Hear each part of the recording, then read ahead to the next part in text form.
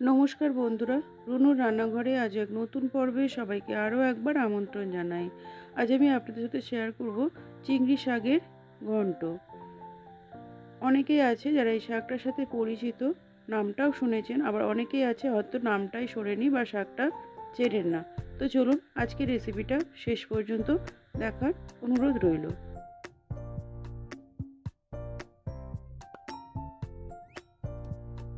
রেসিপিটি বানানোর জন্য আমি এখানে আলু আর বেগুনকে টুকরো টুকরো ছোটো ছোটো করে কেটে নিয়েছি। এটা হচ্ছে চিংড়ি শাক, এই রকম পাওয়া যায়, এখন তো বাজারে কিনতেই পাওয়া যায়। এগুলো আমি বেছে নেবো।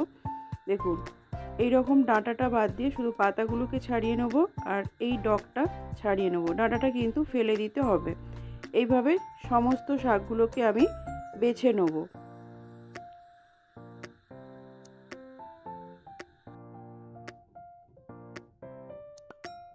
সমস্ত শাকগুলোকে আমি বেছে নিয়েছি, এটা কুচোনোর প্রয়োজন নেই, এইভাবে শুধু বেছে ধুয়ে নিলেই হবে।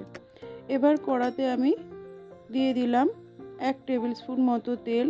তেলটা গরম হলে দিয়ে দিলাম 5 ফোড়ন, তেজপাতা ও শুকনো লঙ্কা। ফোড়ন থেকে একটা সুন্দর ভাজা গন্ধ বেরোলে আমি কেটে রাখা আলু আর বেগুনগুলো দিয়ে দেবো।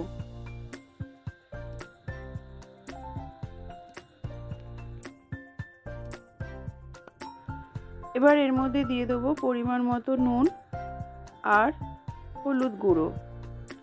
নুন আর হলুদের সাথে আলু আর বেগুনটাকে খুব ভালোভাবে মিশিয়ে মিডিয়াম টু লো আঁচে ঢাকা চাপা দিয়ে আলু আর বেগুনটাকে খুব ভালোভাবে কষিয়ে নেব।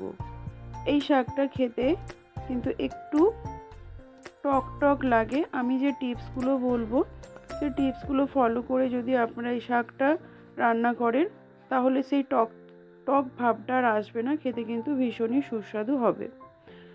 ফিরে এলাম কিছুক্ষণ পর। আলু আর বেগুনটাকে ঢাকনা খুলে আমি আবারও একবার নেড়ে দিলাম।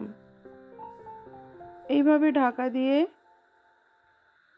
কষতে কষতে আলু আর বেগুনটা কিন্তু অনেকটাই সেদ্ধ হয়ে যাবে।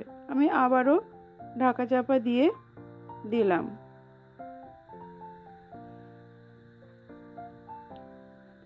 এবার এর মধ্যে দিয়ে দিলাম 1 টিস্পুন মতো আদা বাটা।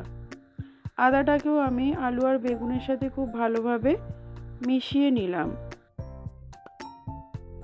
আলু আর বেগুনটা বেশ ভালোভাবে কষানো হয়ে গেছে, আলুটা অনেকটা সেদ্ধ হয়ে গেছে। এবার আমি এর মধ্যে কিছু গুঁড়ো মশলা যোগ করব।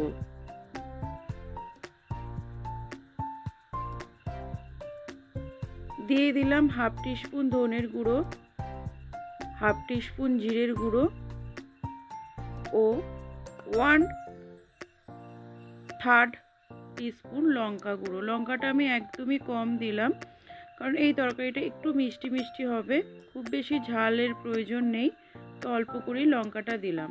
মশলাটাকে সব কিছুর সাথে খুব ভালোভাবে মিশিয়ে নিয়ে এবার দিয়ে দেবো জল। আমি এখানে প্রায় 1.5 কাপ মতো জলের ব্যবহার করেছি। আলুটা সেদ্ধ হওয়ার জন্য জলটা দিতে হবে। জলটা দেওয়ার পরে সব কিছুকে খুব ভালোভাবে মিশিয়ে নিলাম। এবার এর মধ্যে আমি দিয়ে দেব 1 টিস্পুন পরিমাণ চিনি। চিনিটাকেও সব কিছুর সাথে খুব ভালোভাবে একবার মিশিয়ে দেবো। সব কিছু খুব ভালোভাবে মেশানো হয়ে গেছে, আলুটাও মোটামুটি সেদ্ধ হয়ে গেছে। এবার আমি এর মধ্যে বেছে ধুয়ে রাখা শাকগুলো দিয়ে দেবো। দেখুন, এখানে একটা টিপস বলে রাখি, শাকগুলোকে কিন্তু কোনোভাবেই তরকারির সাথে মেশানো যাবে না। এরকম ওপর থেকে ছড়িয়ে ঢাকা চাপা দিয়ে গ্যাসটা বন্ধ করে দিয়ে আধা ঘন্টা মতো ঢাকা চাপা অবস্থায় রেখে দিতে হবে।